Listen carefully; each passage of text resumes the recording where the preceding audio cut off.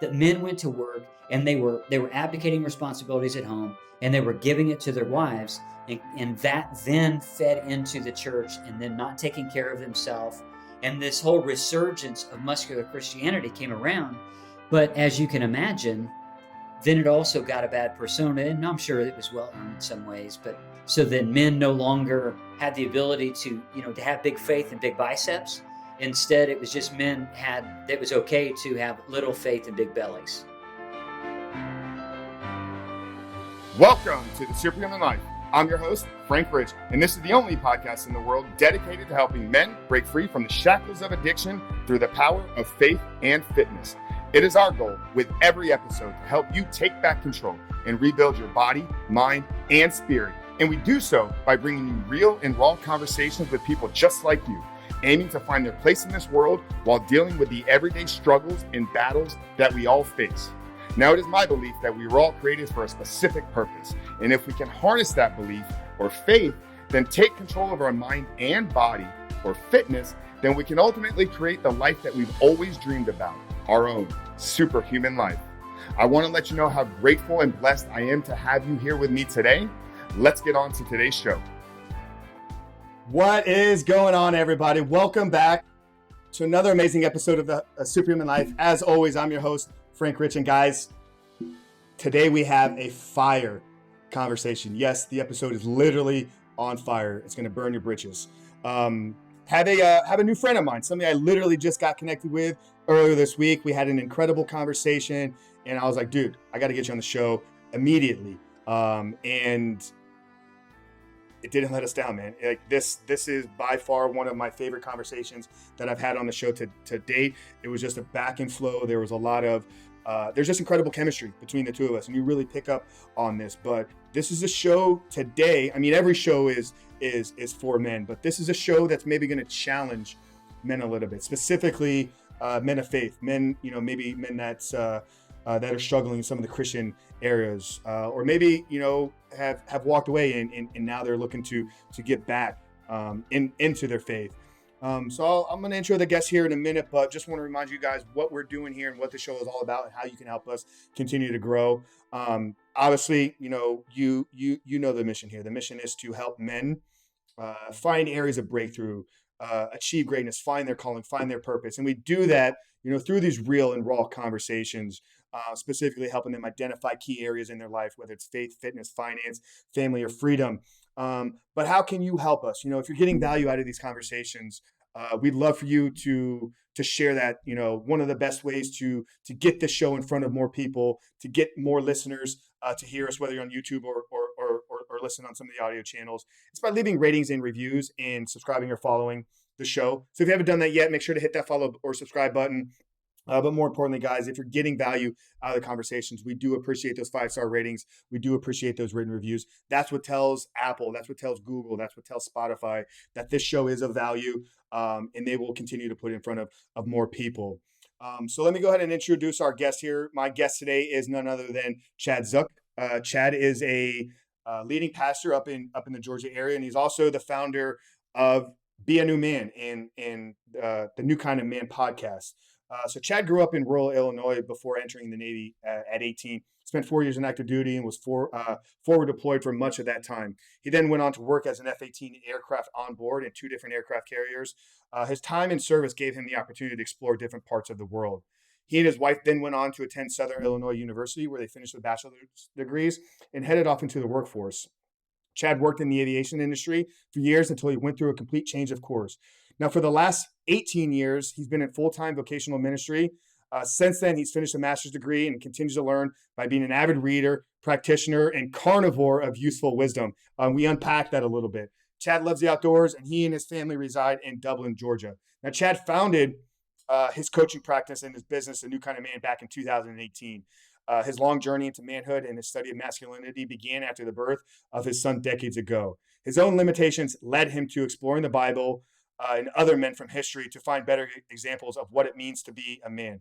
Now, he's very open and transparent that his journey into manhood is still unfolding and refers to it as a time to time through his writings and podcasts. So make sure to go follow him, make sure to plug in. But he and I unpack a little bit about, what led him into ministry. We go a little bit into his story, but then we just really kind of get into open dialogue and conversation. What are men missing right now? Where are men, specifically men of faith and men of the Christian world, falling short? I love that he spoke so openly about some of his opinions on this. It's hard to get pastors to speak as transparent as he did. So make sure to stick around for that. We talk about his philosophy on reading and how he processes and digests books. And you guys know from all the conversations we've had with authors and all the incredible books that we share here on the show that I think books are true keys to greatness. So I love that he shared his process with us there. And then we unpack his 4 pillars of manhood and provide you with some areas or some tips on how you can grow in those 4 areas. So guys, like I said, make sure to come loaded with a pen and paper, because this is a conversation jam-packed with wisdom, nuggets, real-time practical application. So without further ado, guys, let's get into today's conversation with none other than Chad Zueck of Men of Iron and the New Kind of Man. We'll see you guys on the other side. Chad, my brother, welcome to the Superhuman Life. Hey, so glad to be here, Frank. How are you today? I'm doing amazing, brother. We just ran into some technical difficulties there, but we are here, we are live, and we are ready to go, man. How are you doing, brother? I'm well. I've had a good day, productive so far. I went to the gym, got some chores done around the house, got a fresh haircut. I mean, does it get any better than that? I mean, as a dude, does it get any better than that? Dude, you checked off the 3 boxes there. All you need now is a big ribeye for dinner, and then call it a day. I like that, Legit. brother. What'd you train? Today, it was kind of light. I got my second COVID shot yesterday, so it was legs today. So, a second COVID shot followed up by a light legs day, dude. I like that, man. That's some courage there. So how are you feeling? Go ahead. No, I was gonna say, how are you feeling with the shot? I mean, I don't want to go too far down a rabbit hole there, but oh man, I'm good. I didn't sleep real well last night, but just kind of typical things. I don't have like flu-like symptoms or anything like that. Just got super, super sore arm. And so if anything touches my arm, it hurts. So, I'm all good though. Good, man. Well, good. Well, I'm fired up here, man. I mean, just to tell the listeners here, I mean, Chad and I literally just met. I mean, a few days ago, we had an amazing first conversation. And it's funny because at the end of it, I was like, dude, we should have just recorded that and turn it into an episode. But I'm really excited to, kind of dive a little bit more into, your story. We kind of glossed over it in our conversation, and then, maybe touch deeper on some of the points that, you and I really saw eye to eye on. I think we're in very similar, missions in our life. Maybe that's the right word. We're very passionate about a lot of the same things, and that really being, leading men and giving them direction and vision in life. So I think we'll really kind of touch on a lot of those points. And, I just, love to hear more just about what you're doing with a New Kind of Man, and then this new endeavor that you're jumping into as well. So why don't we kick it off here? Because I know you've been in ministry work, you've been in, coaching and leading men for almost 2 decades now.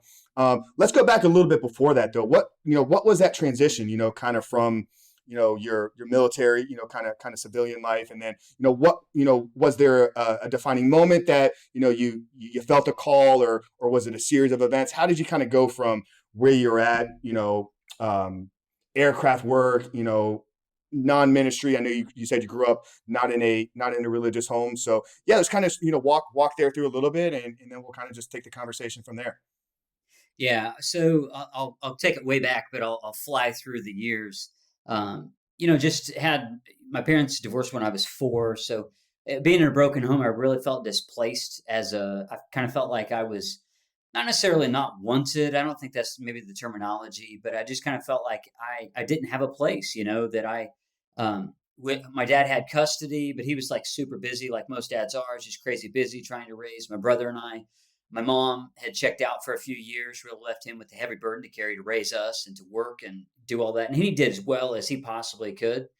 But I found out later in life, there was just a lot of holes and that were missing within me as a man. I didn't know how to be a man.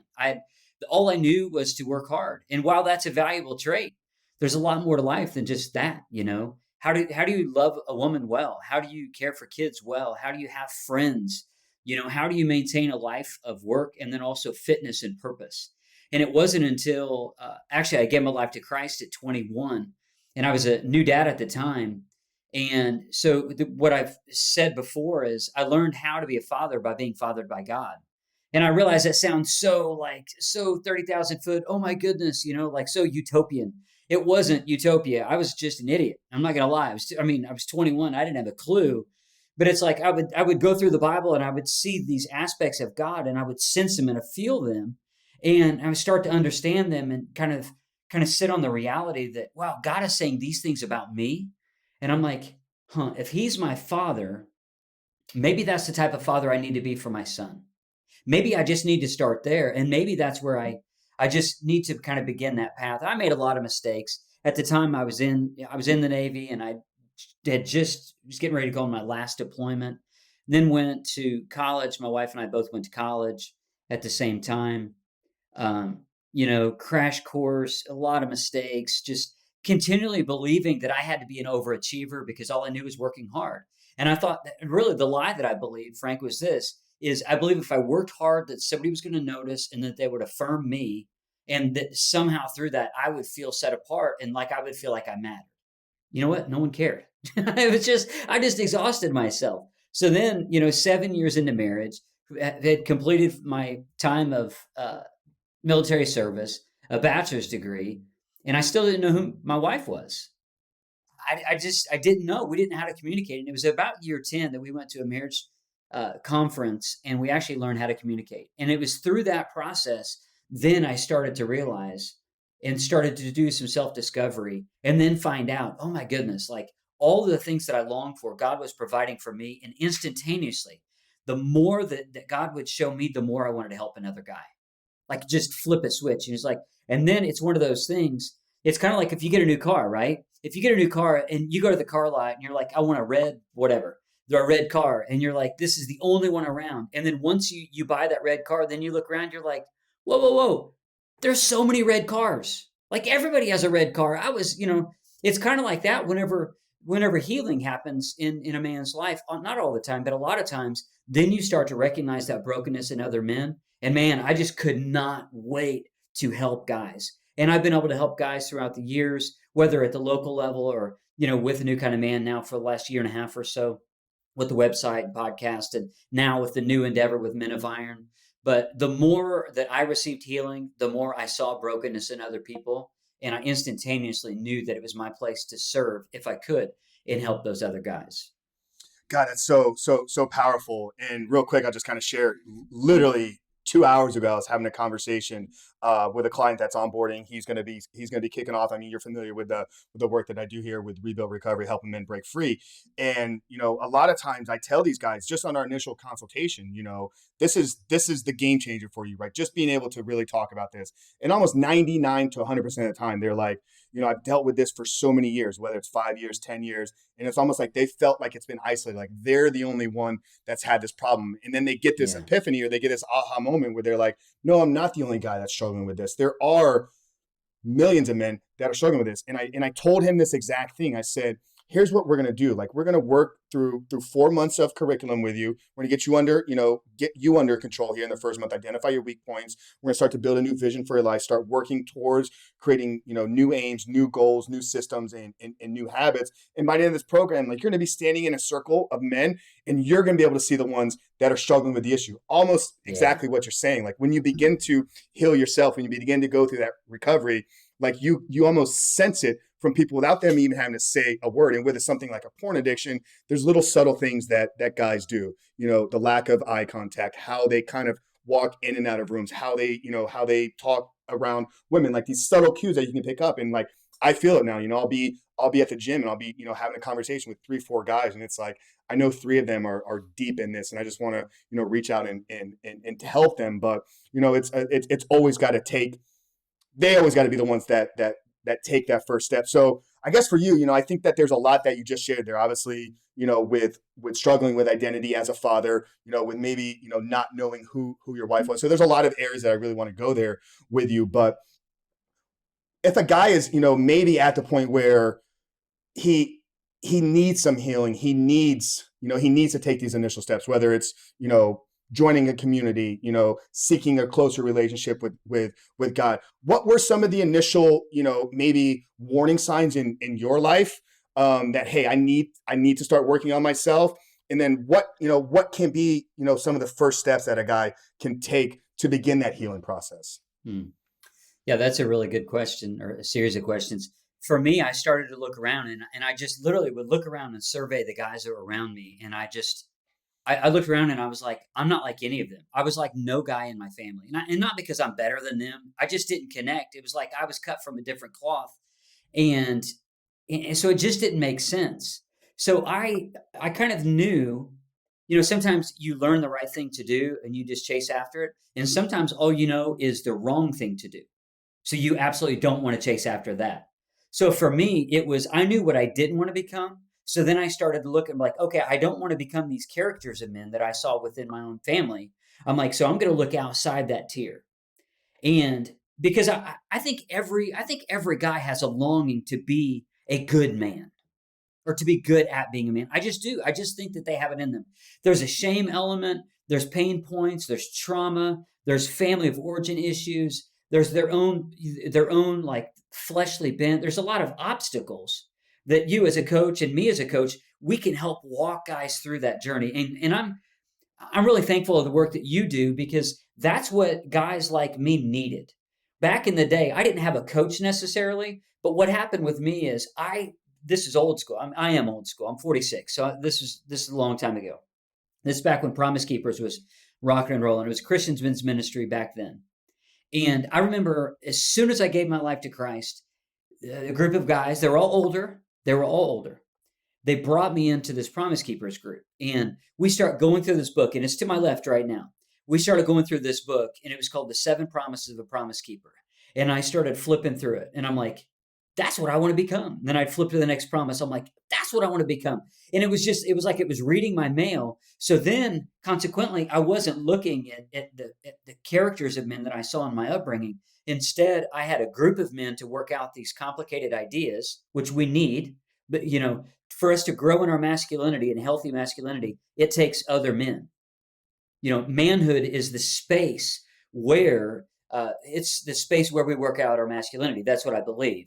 But consequently, every man needs, they need space and grace. They need space and grace. Here's what I mean. They need space to kind of just operate and just kind of say what just bumbles out. Because, a guy that you may talk to, sometimes it's in a formal setting on a coaching call. Sometimes it's just sharing a beer or just having lunch with somebody or just hanging out over a campfire. Maybe you're somebody who's just hunting and you're just kind of sitting in a hunting cabin. And a guy just needs space to just kind of like say something without judgment, to just say it. But he also needs grace, because we all inevitably will say stupid things. We just will. We just will say stupid things. I've already done it. I've already done it 3 times here, probably. We're 20 minutes in. We're 10 minutes in. Yeah. We need space and grace. And this is so much of a journey. And none of us have arrived. That's a beautiful thing. I mean, you may have the title of a coach, and I may have the title of a coach and pastor and podcaster and, mentor, whatever title you want to put. But at the end of the day, I'm just, as a common quote from, I think, Brennan Manning, he says, we're all just beggars just longing for food. That's a really loose quote, but that's the perspective. It's not saying that we're a beggar, like that's our identity. Like we're just, we wallow in the mud kind of people. That's not what I mean. It's just like all of us should start in a place of humility. No matter where we are in our journey, it takes humility. And for me, that's one of the things, truthfully, that I had to learn. I was raised very prideful. I was raised very, as a rugged individualist, strong work ethic. I loved it. I was raised in the Midwest, very quintessential, hardworking, blue collar. That was my upbringing. And I thought, everything in life depended on me. That's what I believed. And it was a lie, that it all depended on me and it was all a matter of my control. The problem is, I really can't control much. I really can't control much. I mean, I have agency. I have power to be able to do certain things. But in the end of the day, my shoulders aren't that broad to carry the weight of the world. So why would I try? So when I started to learn these things and started to kind of like offload some of that false self, to use some of Carl Jung's, his psychology. I started to kind of understand, like, whoa, that's not the real me. Like, I was believing a lie, peeling that layer of the onion, and like, here's another thing, and it's really good. But then after a while, guess what? There's another layer, and it just gets more beautiful as time goes by, and I grow in more masculine strength as time goes by. But it's definitely a journey. So I would say for a guy who's maybe in that space, um, look where you are right now, and look who are the guys who are already around you, who just already give you space and grace. Grace meaning non-judgmental environment, just space, just kind of be a guy. It doesn't need to be weird. You don't need to talk about your feelings. That's not what we're talking about here. We're just talking about just space, like you're just normal guys you hang out with, but also the guys who won't give you judgment if you actually share something that is personal. And I can't quote it right now, but there's 5 levels of communication that a lot of people talk about. And I think most guys, the first stage is cliche. And again, I'm not going to remember the other 4, but most guys live in cliche. We don't move beyond cliche. We talk about the weather. We talk about how our day was. We talk about, what work was like. And yet we don't get to kind of like the real substance, which is level 5. And I think that's ultimately what these men provided for me. And then there was another guy by the name of Richard, probably 18 years ago or so. And I don't remember the exact date, but he did the same thing, space and grace. And he was doing a work in our church, and he was kind of the men's ministry guy. And he said, hey, I'm going to have this event. Do you want to help? And I was like, sure. And I was just doing the menial stuff. I wasn't doing anything that was like frontline anything, but I was learning. I was learning how to lead. I was learning how to talk. I was learning how to shut up. And I was also learning how to be a man. So I would say, give space and grace, look who's there. And then also don't turn away from the people who are right in front of you, because I just believe that there's somebody there for you to start that journey with. God, that's so powerful. And yeah, I mean, the audience, they're very familiar with, the impact that certain men have had on my life. I mean, you and I are both connected to Josh. You had him on your show recently. We've had him, we've shared that story, October 18th, in Orlando. We've also had my business coach and one of my mentors is as well, Vince and his father on here. We've had Chris, one of the episode 3, one of the earliest episodes. Like, I'm at where I'm at in my life in every area because of having the right type of men around me. But there was also something you said there that really jumped out to me that was kind of a game-changing moment, probably late 2018, 2019. I've been trying to get this thing going on mine. I've been trying to build a fitness business, and I was so much seeking perfection. I thought everything had to be polished. I thought, every piece of content, every book, every article, everything I wrote, the way that I presented myself, I thought it always had to be that photoshopped image, nothing wrong. And when I realized that, no, we are all broken. We all do have these things that we're continuing to work through. And all I need to do is be 1 or 2 steps ahead of them, and that I'm trying to help. I don't have it all figured out. I'm very open and clear about that. There's a lot of things that I'm still working through and working on in my life, but I have conquered something, and I do have the ability to help men in a very specific area in their life. And once I really realized that and really dialed in on exactly the niche or exactly the marketplace or exactly the ICA, if you want to go into kind of marketing terms, that's when things just kind of turned around on a business side for me. But yeah, I mean, just bringing it back to, what the conversation I had with this man earlier today, it's like something I encourage all these guys to do. And this is classic addiction literature stuff. I mean, you can look at the AA, 12 steps. What makes that program so successful is once you've gone through it, you stay connected, you become a sponsor, you become a leader. So realize, guys, if you're struggling in a specific area, one of the quickest ways to turn your life around is to find somebody that you can help, find somebody that you can serve. Absolutely. And all you got to do is be one or 2 steps ahead of them there. You talked about one thing that really jumped out to me is like, we all have this desire or this need to be a good man, almost as if like it's been something that's like been placed inside of us. Do you have a way that you define what a good man is? Is there kind of a classical definition that you've given it to it, or what are the traits, of a good man? I would say, bottom line, I have 4 pillars of my work, and I think and I'll get to these pillars in just a second, but I think those 4 pillars help us to be a good man. But I think ultimately a good man, or I think every man longs to be great, particularly. But greatness is not found in selfishness. Greatness is found in service. We celebrate people who serve others. We celebrate, the war heroes, and I've had several Navy SEALs on my show, and I celebrate their service because what they did in service to the country or service into the brother in arms next to them, or those kinds of things. I've also men who are just doing well at home, and they see their life as a life of service, not just serving the bottom line at work. I think that every man, particularly Christian men, should be the best employee in the workspace. Don't get me wrong. I think they should be the best employer. I think that they should be the model employer that their boss looks at them and says, "Hey, I don't know what you're doing, but I want everybody else to be like you because you're killing it. You're doing the right thing." But I think ultimately every man wants to be great. And we become great in service. Ultimately, I believe in service to God and others. No man ever becomes great when he just serves himself. We celebrate men who serve other people.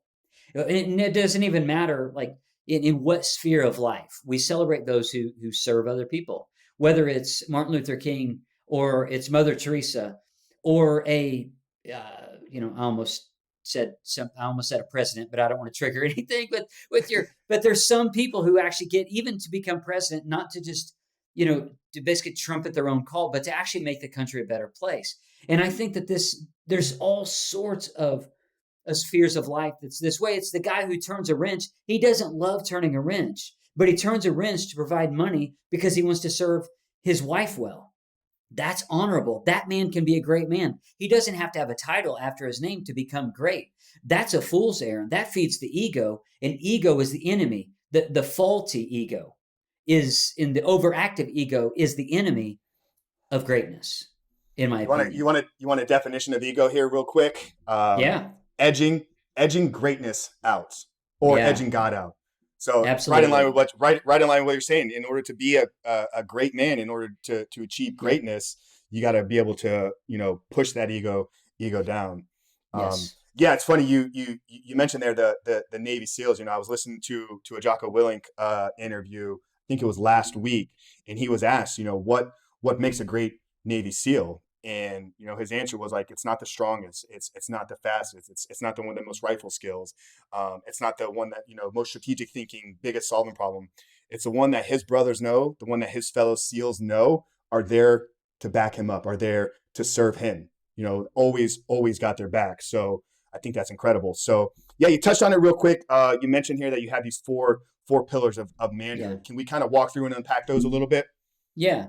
So the four pillars of my work at A New Kind of Man it's based off of Luke 2:52, and the scripture is this: if you're not a Christian, you're not a follower of Jesus, you're not even spiritual, man, that's awesome. You can take or leave what I'm about to say. But here's the thing I would say is when you look at the life of Jesus, you may not agree that he's God, but if you look at the life of Jesus, tell me that Jesus himself in his life, just be honest with yourself and be honest with me and tell me that he didn't change the world.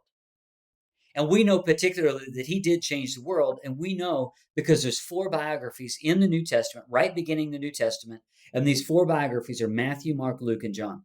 Four different accounts, some similar events, but all of those highlight the life of Jesus. And look at his life and then answer the question, would your life become better if your life looked like his? I think that really needs to become a good starting place. So this is what it says about Jesus in Luke 2:52. It says, and Jesus grew in wisdom and in stature and in favor with God and in favor with man. So I've drawn out these four different pillars, four growth areas that he grew in wisdom. So there's an intellectual piece. I believe that we need to grow intellectually, that we can't just be numb through life, that we need to be carnivores of books and podcasts and other means for us to help us to grow more intellectually. I think we need to be continually challenging ourselves. Whatever our reading level is, I think we need to up the ante on that. We shouldn't be, not necessarily that we're going to be the master of all things. I don't think that's the case. I don't think I'm the master of anything, truthfully. I'm not like this. We're thinking of a knife. Like I'm not just like the most tactical knife. Instead, I'm like a Swiss Army knife. I'm like, I haven't mastered necessarily or reached complete perfection over anything, but I think I'm pretty good at a lot of things. And I'm continually trying to sharpen myself. And one of the ways that I do that is intellectually. So I read biographies. I try to write myself. Um, I listen to podcasts that are over my current intellectual level. I occasionally will listen to NPR, those kinds of things, but I'm very particular about it. I'll actually talk or listen to researchers, Harvard researchers, Stanford. I'm reading a book on willpower from somebody who was a professor at Stanford right now. Like these types of things. And I think every guy can do that. They don't have to start where I am. They need to start where they are and just continue 1 to 3%, just increase. So Jesus grew in wisdom, and he grew in stature, so the intellectual stature, and that's physical strength. I'm not the biggest guy in the world, but I'm continually refining myself and training. I've done different things. I've ran a half marathon. I'm not bragging. There's guys who are a lot more advanced. You are a lot more advanced in the physical realm than I am. But here's the thing. Like for me, I just need to take care of my body. I need to if I'm going to show up to be the best possible man that I can be, become great in the way that I've defined greatness in service to God and others, and my wife and my kids and my community and people that I help, then I have to take care of myself physically. So I do watch what I eat. I drink a gallon of water every day. I have for several months, not years, but several months, probably in the range of 8 months. I rest one day. I just totally don't work out at all. But I run 3 days a week, and I lift 3 to 4 days a week. And I'm up to, my running is 3 to 4 miles whenever I run. And then I work out and I do varying things. And I've, ran an obstacle course, done those kinds of things. And I tell you all this, not because, again, that I'm some physical specimen. If I can do it, anybody can do it. You just have to start where you are. You just have to start where you are. You're not going to start at the elite Navy SEAL level. Don't kid yourself. You're not. You're not going to get to the point where you can just, do 20 pull-ups in that fast. 20 pull-ups in Navy SEAL life, it's going to take you a long time. But you can do it. It is physically possible if you work up to it. So again, to me, I'm not the most physical specimen, but I continually work on that because I want to show up big in my life for God and others. Jesus grew in wisdom, stature, and in favor with God. So this is a spiritual component. Again, I am a follower of Jesus. That's who I am. That's my identity. That's my purpose. It's my calling. It's all that wrapped into one. And for me, I was trying to grow spiritually. It's my responsibility for me to grow spiritually. It's not yours. It's not my wife's. It's not my friends. It's mine. It's my job to put myself in the way of God's blessing for me to grow spiritually. And so I do that through, which I could dig down into spiritual disciplines if you want to get into that, certain spiritual disciplines that I use more regularly than others to kind of help me. We can drill down into that if you want to. And the last one is relational growth.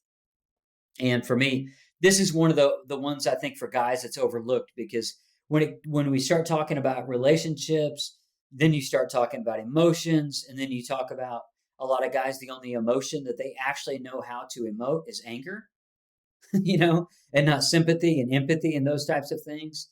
And so I love to see guys get it. I love to see, a dad who was maybe disconnected emotionally from themselves, just from trauma or just never taught. I'd love to see guys go on that journey and then to be able to get down on the level of their kids to break that pattern. I love that. So it's relational growth to be able to connect relationally with other men, with their wives or their kids if they have them. Yeah, that's great. No, I love all four and how well you kind of broke all that down. I mean, just kind of running through these, real quick, like that wisdom piece. I've heard you talk about this in other shows that you've been on, that kind of reading 10% over your level. I mean, and even if you're not a great reader, we're living in a time. I mean, if you're listening to this podcast, that means, you have the ability to listen to podcasts. So, we've had some researchers. I've had some conversations with the people that are far beyond my intellectual, capability. And it's in doing those that I'm growing, I'm stretching myself. So if you guys are listening to this, I mean, you're in the right track there. I would say you're definitely, continuing to grow intellectually, but continue to plug down on that. And it's not just about the consumption though. And I've talked about this multiple times. Like there's got to be a consume, apply. Don't just, you're not just reading, to hit a goal at the end of the year. I read, one book a month or, 2 books a month or whatever. Like, read books that are going to have meaning and value in your life. And then once you've gotten through 1 or 2, then go apply them, see where you still need work on. And then, treat this as, a process and continue to grow. And then, I think, please. Can I share something in that? Yeah. Here's another thing, even with reading, like I won't read a book unless I have a pen in my hand. I don't. Even if it's a biography, I could, over here to my left, I could peel some of these books off the shelf, and I have a whole system whenever I read. So, do you want me to share some of that? I'm curious. Yeah, I'm interested for myself. If nobody else enjoys this, like I love hearing how people process and digest books. All right, so this crazy tabs, right? Like insane, insane stuff. So if you ever flip through this book, this was a great book, by the way, The Second Mountain by David Brooks. Fantastic. So what you would see in here is I don't just tab it. Again, I don't read a book unless I have a pen in my hand.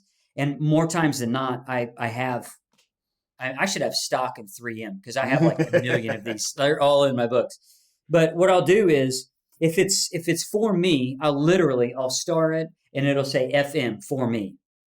If it's for someone else, if it's maybe for some guy that I'm helping or through some work that I do at the church, I'll put FT for them, like whoever them is somebody else. So, and then also because of what I'm doing with Men of Iron, I'm creating content. I'm basically the director of content creation at Men of Iron now. So I'm going to continually just churn out blogs for them and emails, like spurring men on through email. So I need continual refreshment, replenishment, but also to be able to gather ideas. So what I'll do is there's FT for them, FM for me, but also if it's a writing, I'll put TB, the book.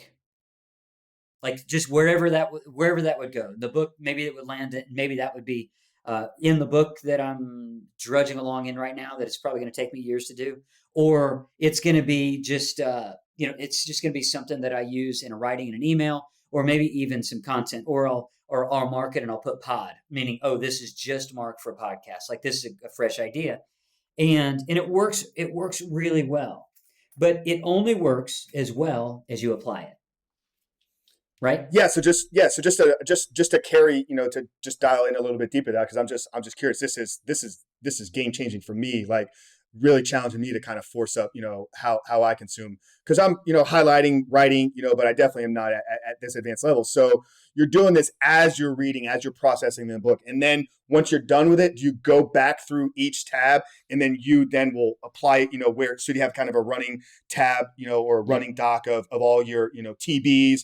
And then you have kind of a running doc or spreadsheet of all your FM. So you read the book completely as you're marking through it, and then you go back once you're done, and then you reprocess it that way. Yep. And then kind of put it where it needs to go. And, and then, consequently, when you put this many tabs, this may be awesome when I'm reading, there may be a tab in here that's just awesome when I'm reading by my bedside at 10 o'clock. Yeah. But it's not awesome the next day at 10 in the morning. So I may not write that one down. I may not use it anywhere else. But I'll read wherever, And again, it's not because I'm this crazy advanced reader. The only book that I read in high school, or really up till high school, the only book that I read was Where the Red Fern Grows. And I read it in fifth or sixth grade. That's it. And then I just kind of cheated, kind of faked my way all the way through high school and college. I didn't read it. Like in college, I wasn't an avid reader. So Where the Red Fern Grows. And then I was a child of the 90s and I loved Nirvana. I started reading books on Kurt Cobain and Nirvana whenever I was in the Navy. Literally, that's how I started reading. So find a common interest for me. The more that I've gotten into reading, the more my interest have grown. And now I just have a desire. I'm like, who else just randomly reads a book on willpower? Right? Now I love it. I'm like, I know. But you are the superhuman Frank. So that's the reason why.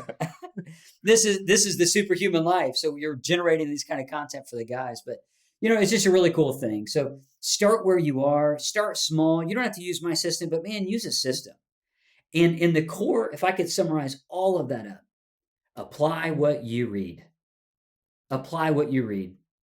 If I've read hundreds of books, Frank, and I don't tell you that because I'm some high level reader. But at the end of the day, if all I've done is read a bunch of books and then put them on the shelf, all that's going to do is feed my ego unless I actually put some of that stuff into practice. And I'm not about inflating my ego. I don't need somebody to stroke my ego. What I need to become a better man, because when I'm a better man, I'm going to be able to pursue greatness in service to other people. And I'm going to be able to serve other people well when I know myself well. Yeah, that's so great. So, Thank you for sharing that. I mean, that in of itself has made this episode, I mean, it's free, but that's worth the investment there. If you just walk away with something, understanding that it is about application. I shared this with Dr. Caroline Leaf, one of the neuroscientists that we had on here. Like as I spent these last 18 months, really dialing into this space, I launched Rebuild Recovery just on a whim one day. I was on a podcast and somebody said, what's your goal for 2020? I said, I think I want to help 100 men break free from porn. We shattered that number last year with some of our coaching in our programs, but I didn't have any clue what I was doing. Like I wasn't a certified coach. I had never worked with anybody. I had helped myself break free and I had a lot of conversations with other people, but now I've been doing it here for 18 months and I'm beginning to really see the world in a very particular way. Like I had this filter. Every conversation I have, I run it through this filtration system. Every book I read, whether it's on business, discipline, fasting, nutrition, exercise, doesn't matter what it is. I'm pulling something out of there and I'm going to run it through this filter and it's going to help me, but it's also going to help the men that I'm trying to serve in this world. So that is powerful. I'm definitely going to be looking into just upping my game on how I read and process books. So yeah, we talked about the wisdom there, stature. I mean, the guys here, I mean, they've, whether they've been following me since, the Frank Rich fitness days, and I'm still, still in the fitness space, have some clients that I coach and still work with. So I think a lot of our guys have that there. One thing you said that we could dive in on here is maybe some of these spiritual disciplines, and it's actually right in line with one of the talking points I wanted to get with you. So, I briefly mentioned it here. I've been very fortunate and blessed prior to becoming a Christian, back in 2018, to be surrounded with some really strong, powerful men, guys that were pursuing greatness in all areas of their life. And it was really those influences, it was how they showed up differently. You said something about, being this employee that the boss looks down at you. Like, I want that guy. I want him to be, or I want everybody to be like him. I think one of the things that I really try to live my life by as a Christian, it's not the words I say. It's not the things that I do. It's I want to show up differently in every situation where I am. So where the person says, why is he different? What's unique about him? And that's been a result of having those type of men around me. So I came in, to my Christian walk with the right type of men around me. And then as I've, been in more circles, really been diving deeper into my faith, getting involved in the church, being in other men's groups, beginning to see kind of, I think one thing that you're very passionate about, and I want to be careful and hopefully not offend anybody here, but the weaker side of Christianity, the weaker side of, the masculine side of Christianity.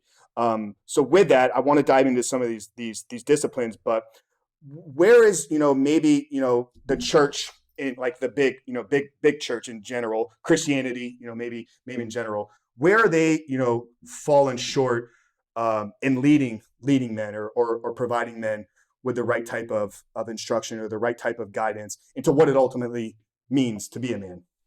Yeah. Wow. That's a huge question.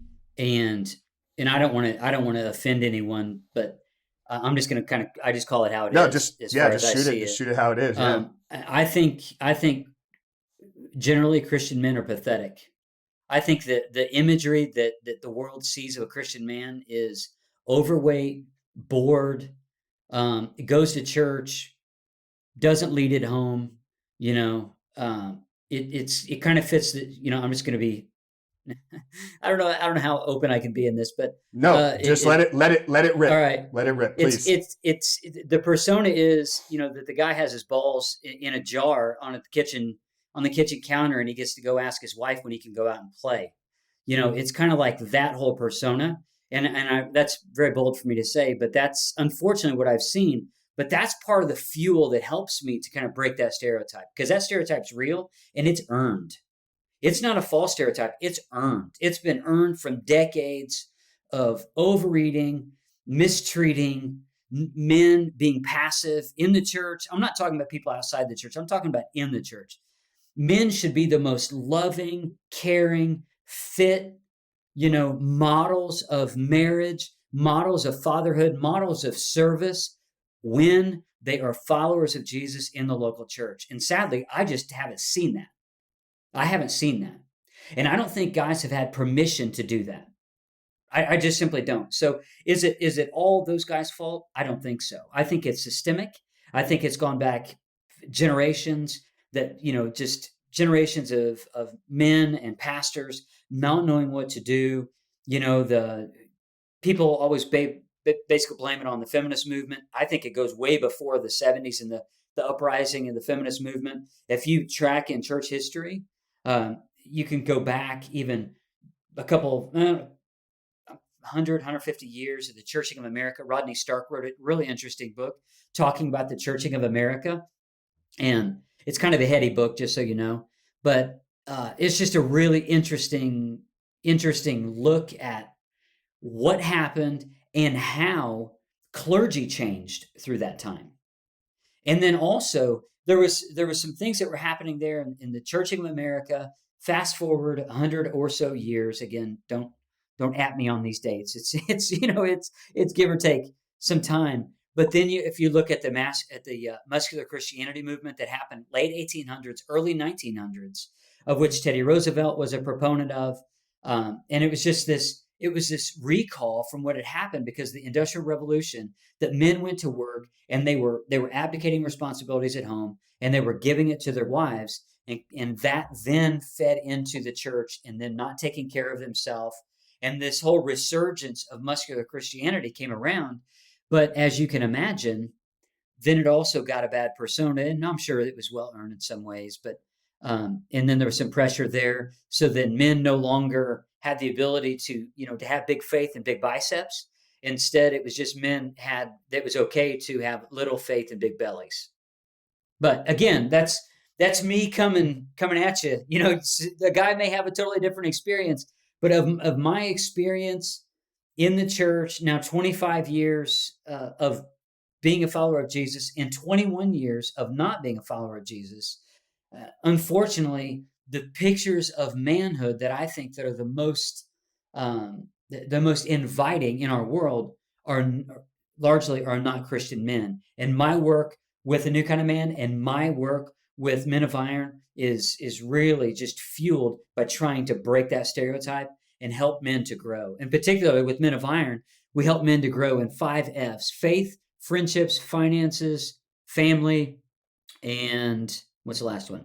Faith. I always forget one. Faith, family, friendships, finances, and I'll think of it in just fitness? a second. Is it fitness? Yes, it is fitness. Thank you. Okay. Thank you. So I have a very similar 5F pillar that I teach. It's faith, fitness, finance, family, and freedom.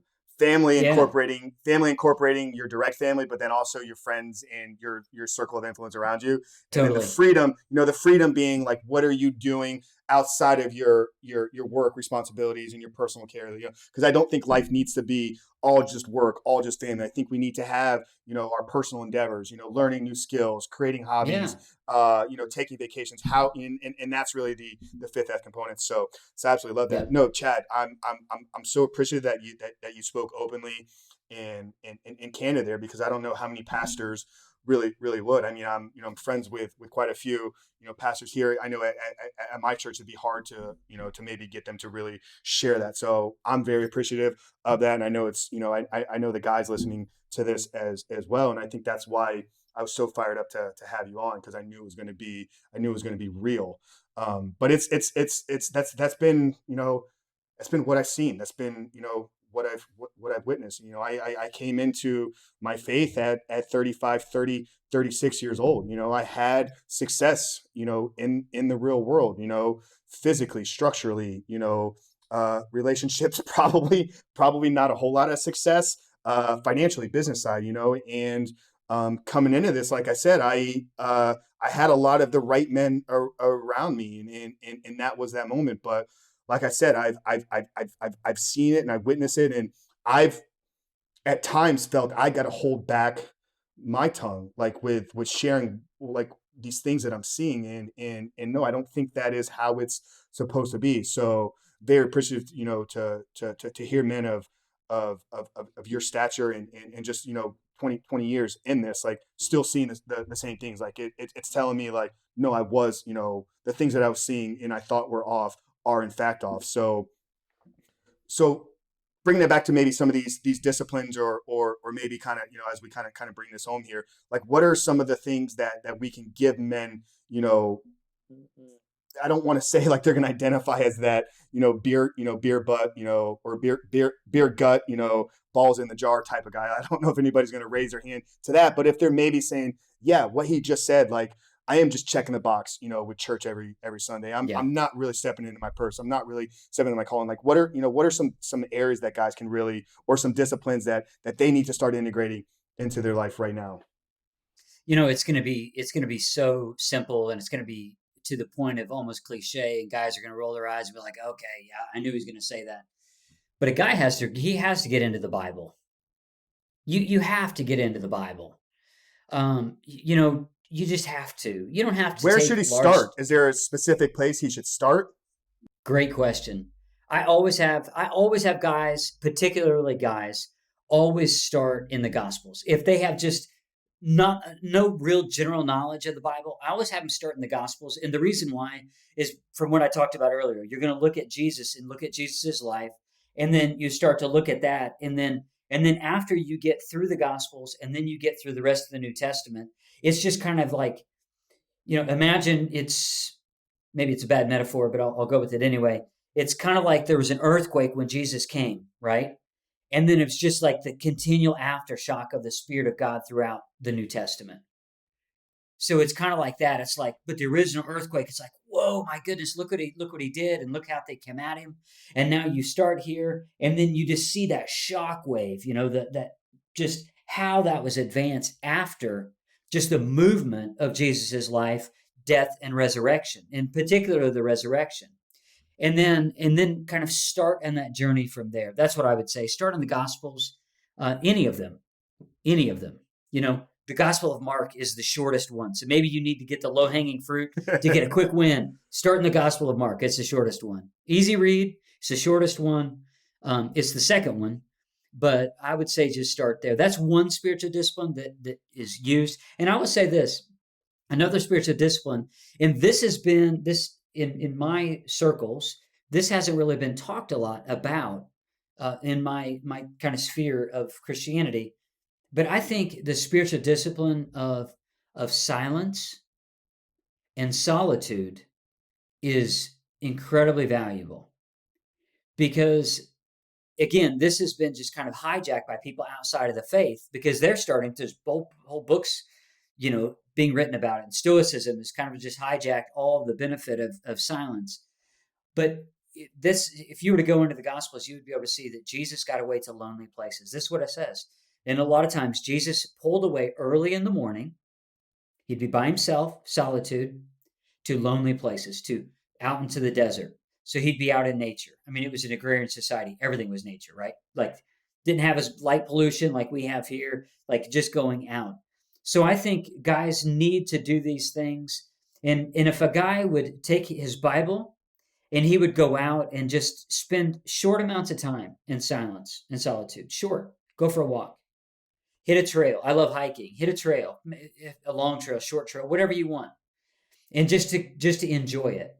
And here's the thing, if it becomes insurmountable, because it probably will, because it can be intimidating. It's one of the things I found in my own time of silence and solitude is this. I can't outrun Satan's voice when I go into the silence. Oftentimes, my busyness is a way of trying to run away from, not necessarily the demons, like there's a demon around every corner. That's not what I mean. I almost mean it just as, it's just like a little phrase, to chase, the demons are chasing me kind of thing. So I don't mean literally demons, like there's demons everywhere.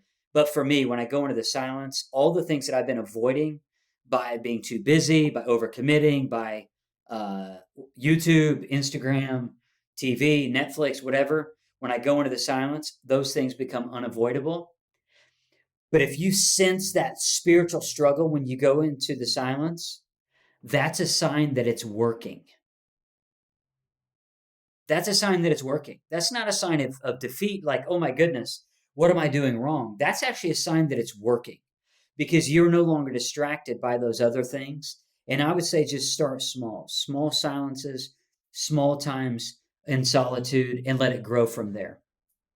God, that running from, demons or running from the priorities. It's like, how many people do we all know? It's like, you see them there, they're that classic guy that we described here. It's like, they just don't feel like, you can tell from the outside, they don't have anything together.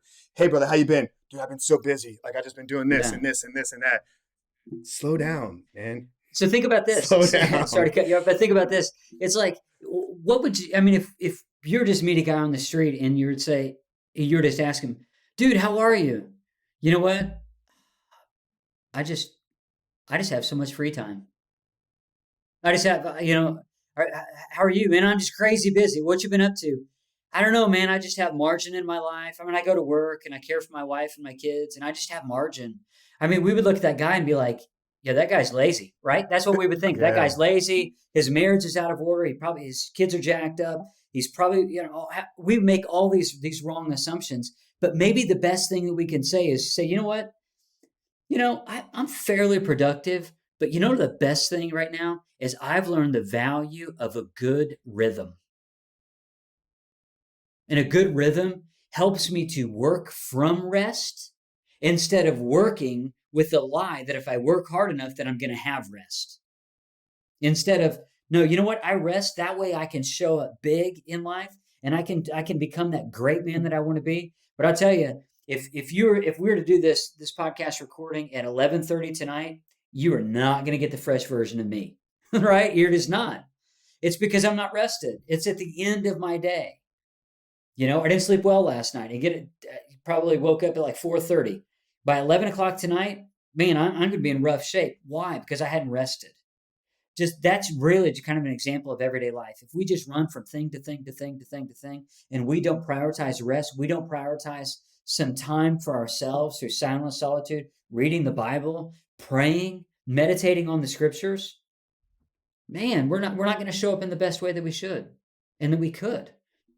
Well, Chad, we have a new formed friendship here, and I'm really looking forward to, future endeavors, future conversations. But I can almost with certainty guarantee you and I will never be doing anything together at 11:30 p.m. at night. Yeah. Everybody here is they know my routine. I'm in bed by 9.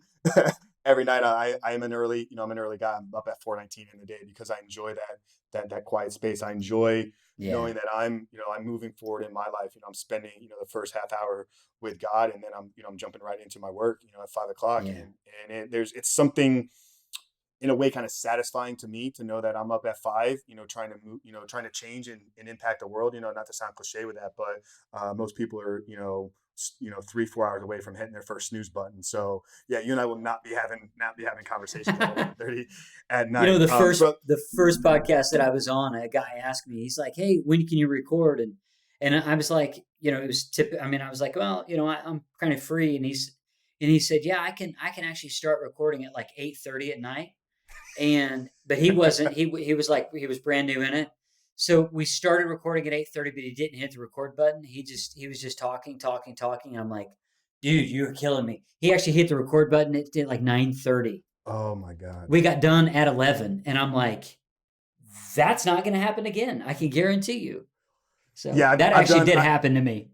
Yeah, I've done one episode probably past 8 p.m. because I was recording with somebody else way out on the West Coast. It was the only time that he had. But yeah, I mean, this is typical kind of here. So I want to be respectful of your time here. I want to I have one final question I want to get to you, ask every single guest. But before we do that, you mentioned a few of the things that you're working on. I want to give you the opportunity because there's so much value in here. I know there's going to be a lot of guys that want to get connected with you, that want to follow all the work that you're doing. So where can people follow Chad, and what are kind of the big things that you're working on right now that people should check out? Yeah, so I have a brand new partnership with a work called Men of Iron, and I'll be hosting that podcast. You actually can already hear my voice. They're replaying some of my old pods right now, and we're going to be putting out some fresh content in a week or two. So I'm super stoked about that. Joining that team, just being the director of creative content or content creation rather. So super stoked about that. You can follow the podcast at Men of Iron Podcast wherever you get podcasts. You can also see some of my old shows. I've got 71 episodes of the New Kind of Man podcast. Those are just going to sit out in space. They can follow me. I'm very active on IG at A New Kind of Man. And I'm not one of those guys who just kind of post things and ghost people when they respond. I'm like, I really enjoy the dialogue back and forth when it comes to post. And so if you share or you post, I'm going to give you a shout out. I'm going to give you some love. And also, if there's something there that you're like, yeah, I disagree with that, I'll probably comment back on there too. Like I'm constantly learning and trying to do all of this. And then if they just want to stay up with my other work and my different writing, they can go to my personal website, beanewman.com, and go to that website and they can follow my blog and you'll get all the stuff from my podcast and the show notes and all of that stuff there too. And that's the work that I'm doing. And also, I'm not really taking clients for coaching right now in the season of writing I'm in, also with the new endeavor of Men of Iron. But there's also a way to the coaching practice there too, if a guy would be interested in that. And maybe I could do beanewman.com. Yeah. Okay. Cool. Yeah. Well, we'll get all that stuff plugged down. You had something? Yeah. And then the website for Men of Iron is menofiron.org. Okay. Okay. Yep. We will get all that plugged down. And yeah, guys, I know a lot of you listened to the episode I did with Josh Cashadorian on discovering Jesus as a standard of masculinity. I do want to plug the New Kind of Man podcast. I'm glad that you're keeping those episodes live. It's one that was done, very recently. So go back and listen there. If you guys enjoyed the conversation I had with Josh, make sure to check that out because I've known Josh for 3-4 years now. And there were things that he shared in there that I was like, oh, I didn't even know that about Josh. So you did an incredible job. And I'm looking forward to this new partnership that you have with Men of Iron. So yeah, like I said, I'm excited for this new friendship here. I think that there's going to be some more really exciting stuff. So one question we end every show with, you mentioned here, I am the Superhuman Frank. I don't know what that really means, but the show is called, The Superhuman Life. I mean, it's been a result of my own personal story transformation, and every week I feel like I'm just getting more clear on what this ultimately means to me. So when I talk about living a superhuman life, it's more of a belief or more of a way that I try to live my life. We talked about the ego. You and I earlier this week when we talked about, we kind of we mentioned like we both were kind of our own gods in a way in our own lives. Yep. I had some humbling moments when I accepted Christ into my life. And to me, when I talk about living a superhuman life, it is having that right partnership. Who am I partnered with in life?